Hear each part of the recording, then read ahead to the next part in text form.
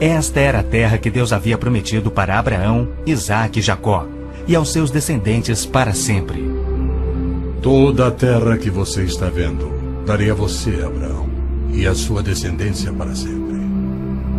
A terra não poderá ser vendida definitivamente, porque ela é minha.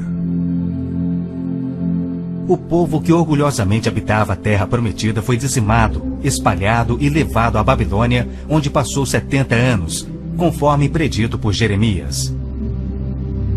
Toda esta terra se tornará uma ruína desolada, e vocês estarão sujeitos ao rei da Babilônia durante 70 anos. Muitos judeus haviam voltado a Jerusalém para reerguer o templo, mas o resto da cidade estava em ruínas, suas paredes derrubadas e portões queimados. Em meio à desolação, Deus inspirou o profeta Zacarias a proferir uma das profecias mais notáveis já registradas. Ela predizia o período bíblico conhecido como os últimos dias. Farei de Jerusalém uma taça que embriague todos os povos ao seu redor.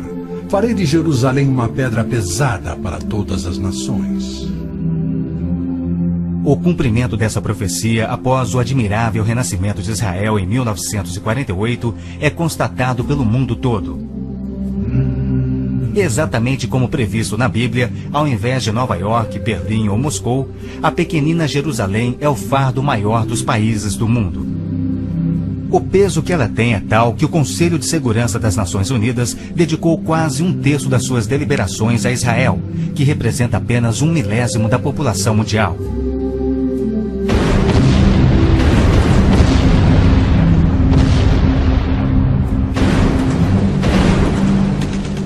Jerusalém não seria o problema número 1 das Nações Unidas se a nação de Israel fosse facilmente intimidada, mas os seus militares são os melhores do mundo. Naquele dia farei que os líderes de Judá sejam semelhantes a um braseiro. Eles consumirão todos os povos ao redor. O Senhor protegerá os que vivem em Jerusalém.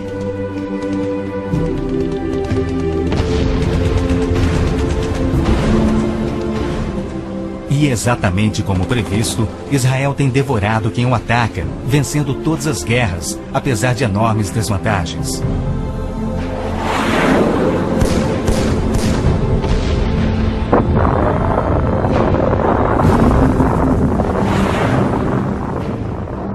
A vitória de Israel na Guerra dos 6 Dias foi uma genialidade militar ou poderia ter sido um milagre profetizado nos segredos milenares da Bíblia.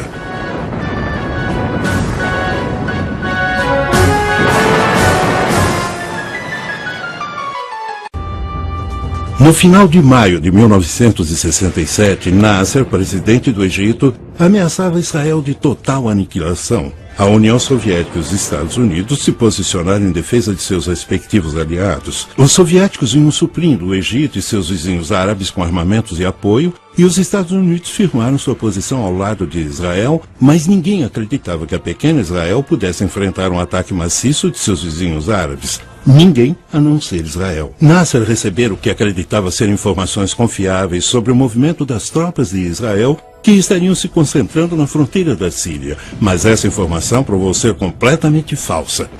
Talvez o aspecto menos conhecido dessa teoria da conspiração seja o envolvimento da União Soviética. Os registros históricos mostram que a União Soviética intencionalmente deu aos egípcios informações erradas sobre as tropas israelenses estarem se intensificando na fronteira da Síria. Eles calcularam que isso provocaria uma resposta de Nasser. E, aparentemente, era exatamente o que queriam. Alguns egípcios acreditam que os soviéticos passaram relatórios falsos da concentração de tropas israelenses para mostrar o quanto dependiam dos soviéticos. Mas, do ponto de vista israelense, alguns acham que os soviéticos tentaram iniciar uma guerra que resultaria na destruição de Israel. Os russos forneceram informações falsas aos egípcios, pois era uma oportunidade de conseguirem dominar o Oriente Médio. Israel era uma mini superpotência naquela região, Então eles achavam que poderiam controlar as nações árabes e forneceram todas as armas, os tanques, os aviões e instrutores para conseguirem essa tarefa de dominar aquela área. O plano funcionou perfeitamente. Quando o Egito recebeu os relatórios falsos dos soviéticos, Nasser começou imediatamente a concentrar suas tropas na fronteira da Síria. Isso não só divergiu sua atenção das bases aéreas no interior do Egito, como também deu a Israel uma desculpa para lançar um precedente primeiro ataque aéreo, dando a eles uma enorme vantagem para vencer a guerra. Isso é apenas uma teoria da conspiração e, mesmo que fosse verdade, ainda não explicaria por que o Egito falhou em responder ao que acabou sendo o primeiro golpe devastador de Israel, um ataque precedente contra as forças aéreas egípcias. O Egito não respondeu, pois sua força aérea tinha sido destruída no solo nas primeiras horas da luta. Os egípcios não tinham atacado antes porque estavam sob forte pressão dos Estados Unidos e da União Soviética para não fazê-lo. Especula-se que os americanos então informaram Israel que o Egito estava encurralado. As duas nações concordaram que a chance de Israel sobreviver seria atacar primeiro enquanto o Egito estava de mãos atadas. Tanto Israel quanto os Estados Unidos negaram estar envolvidos em qualquer trama em 1967. Os russos, por outro lado, admitiram ter passado para o Egito informações falsas quanto às atividades de Israel na fronteira da Síria, mas eles também continuaram a negar qualquer conspiração contra Nasser. Talvez nunca venhamos a saber ao certo se houveram acordos secretos que contribuíram para a derrota dos árabes na Guerra dos 6 Dias. Mas mesmo que houvesse alguma verdade nessas teorias, não explicaria os vários outros eventos misteriosos que aconteceram no decorrer da guerra, como no dia em que os israelenses começaram sua invasão por terra da fortificada Península do Sinai. O milagre é que Israel tinha 260 mil soldados em sua fronteira contra 600 mil soldados árabes prontos para atacar. E as chances favoreciam os árabes, é claro. Todos achavam que se houvesse guerra, Israel certamente perderia. Quando os tanques israelenses entraram na Península do Sinai, os egípcios pareciam estar dando vantagem a eles. Por exemplo, há registros de tanques egípcios fugirem sem serem atingidos e sem disparar. Mais estranho ainda foram as inexplicáveis deserções das bases de míssil terra-ar. Os egípcios abandonaram o equipamento militar, a maioria de fabricação russa, no valor de mais de $1 bilhão. Até complexos equipamentos de radar em bom funcionamento foram largados. O que fez o inimigo recuar tão depressa? Teriam eles experimentado algo tão assustador que tiveram que se retirar sem antes poder evitar que suas próprias armas caíssem em mãos inimigas? Depois de sua derrota na Guerra dos 6 Dias, os líderes árabes foram criticados pelos amigos e aliados. Como puderam ser derrotados tão facilmente e tão depressa também pelas forças de combate israelenses? O presidente egípcio Nasser continuou culpando a intervenção americana no conflito pela derrota do Egito. Então é possível que os Estados Unidos tenham fornecido armas secretas a Israel e mantido isso em segredo por todos esses anos? Que tipo de arma secreta Israel poderia ter lançado em total silêncio nos árabes sem que eles suspeitassem? Se isso fosse possível, não teria sido a primeira vez na história dessa nação preparada para o combate. Os escritos da Bíblia falam de muitas batalhas. Batalhas cuja maioria os israelitas venciam. E venciam não porque eles fossem mais numerosos, nem por serem mais fortes, mas porque eles possuíam uma arma secreta muito importante. Mas eu acho que havia uma arma secreta, provavelmente fornecida pelos Estados Unidos. Os americanos devem ter passado informação da inteligência aos israelenses, mas negam terem feito alguma coisa além disso. As alegações sobre arma secreta eram totalmente infundadas. Se as teorias da conspiração não podem explicar a surpreendente vitória de Israel na Guerra dos 6 Dias e não havia nenhuma arma secreta, devemos procurar outra opção. Talvez tenha havido uma intervenção de outro tipo que levou o general Mordecai Rode a dar a seguinte explicação. Ele disse: quando nossa nação é encurralada, ela se ergue e revida em dobro. Esse espírito é a arma secreta do povo de Israel. A força e a coragem do povo israelita certamente tiveram muito a ver com a sua vitória milagrosa.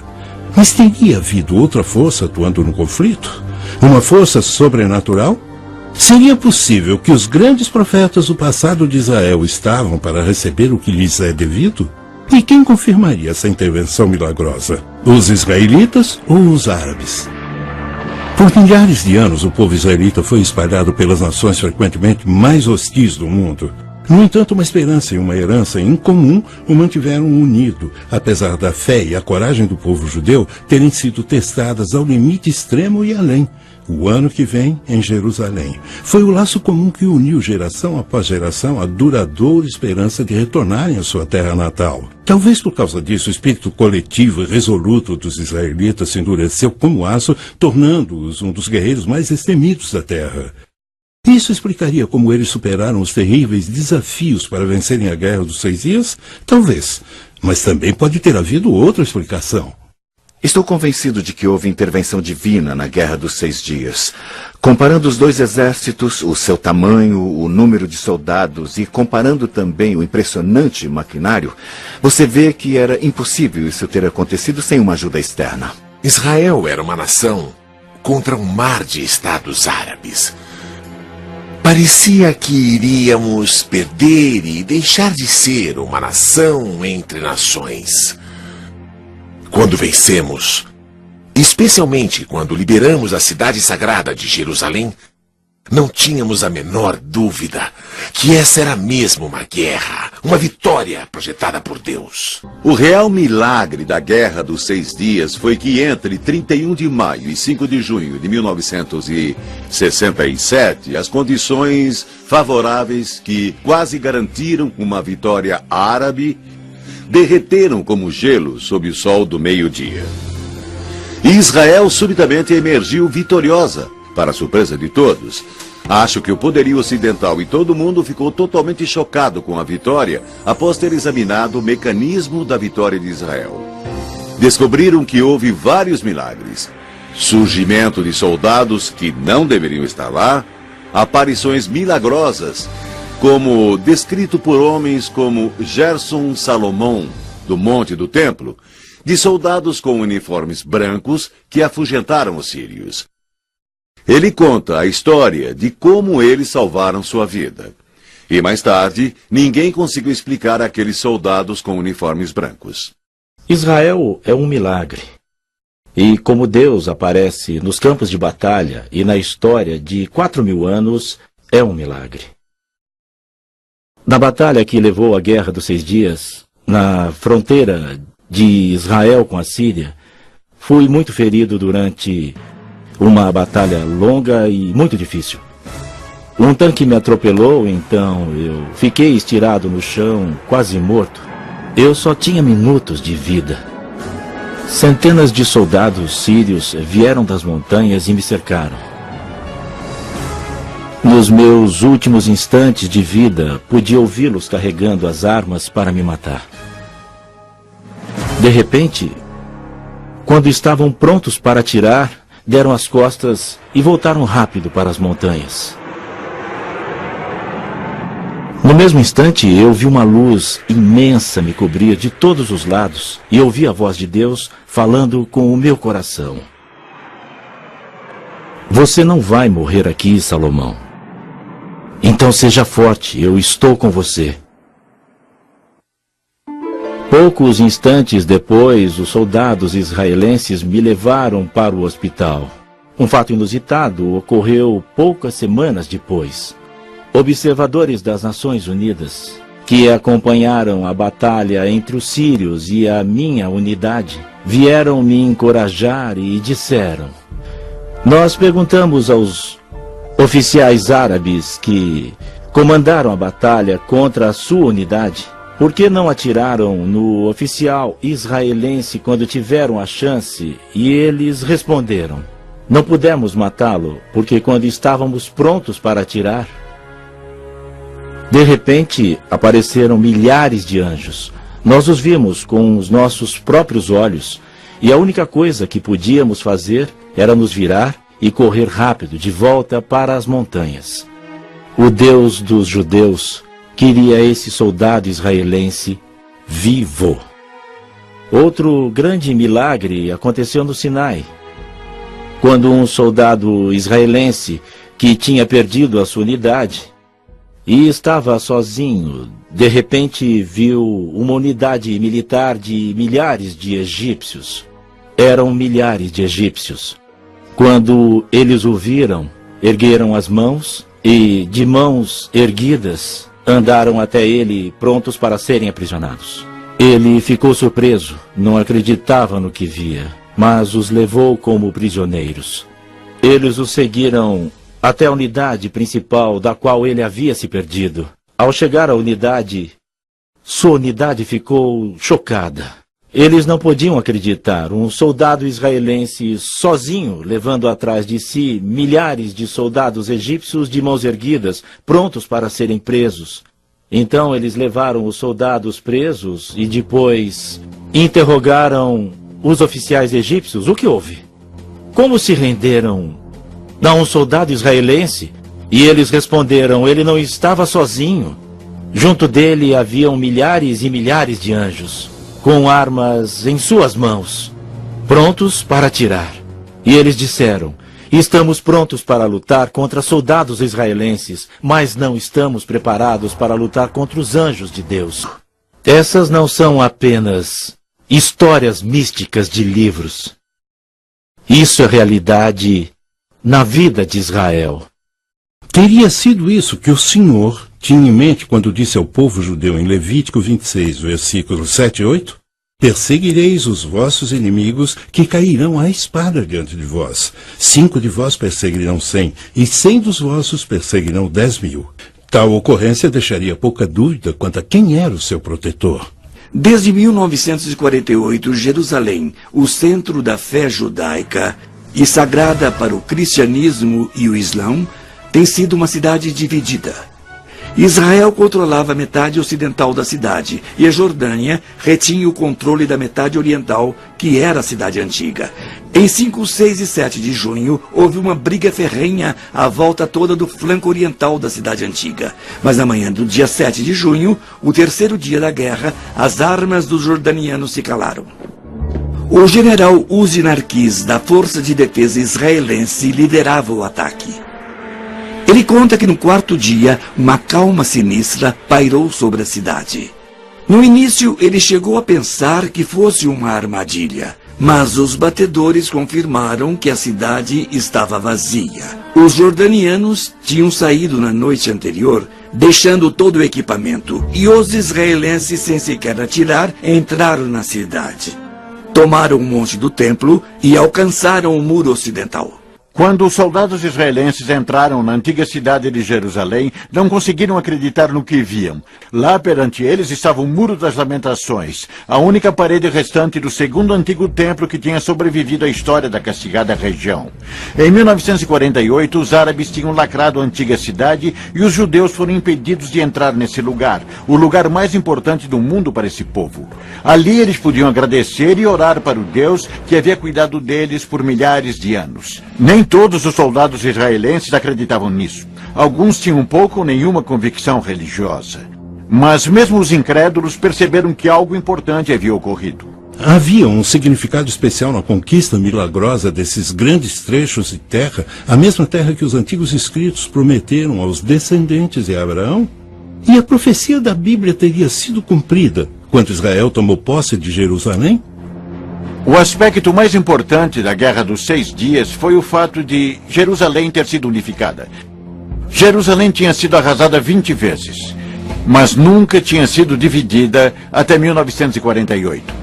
E muitos dos profetas falaram sobre a unificação de Jerusalém que aconteceu na Guerra dos 6 Dias. A importância da recuperação de boa parte da terra prometida na Guerra dos 6 Dias é a realização de antigas profecias da Bíblia. Os escritos contam que os judeus seriam espalhados pelo mundo em 3 ocasiões diferentes. Também previram que a cada vez os judeus voltariam para Jerusalém. 2 das 3 voltas foram em tempos bíblicos. A terceira ocasião é a mais significativa e começou com a retomada de Jerusalém na Guerra dos 6 Dias. Muitos estudiosos da Bíblia acreditam que a entrada em Jerusalém em 11 de junho marcou o início do final dos tempos na Terra. A profecia da Bíblia, final dos tempos, se refere ao período de desastres cataclísmicos naturais, fome e guerra que iriam preceder o fim do mundo. Esses eventos, então, levarão a um conflito final, a uma batalha pavorosa, o Armagedon. O presente retorno de Israel seria o começo da derradeira e última reunião dos judeus em Jerusalém? Seria mais um elo da grande cadeia de eventos que prepararam o caminho para o final dos tempos? Para muitos, a preocupação mais imediata é o efeito que o contínuo conflito no Oriente Médio está tendo nas nações do mundo, especialmente a Rússia. Eventos recentes indicam que o adormecido gigante da Guerra Fria foi acordado e está claramente disputando uma posição de autoridade hoje no Oriente Médio. Quando a Guerra Fria terminou e o bloco soviético se fragmentou, não demorou muito para que a sua influência no Oriente Médio retrocedesse.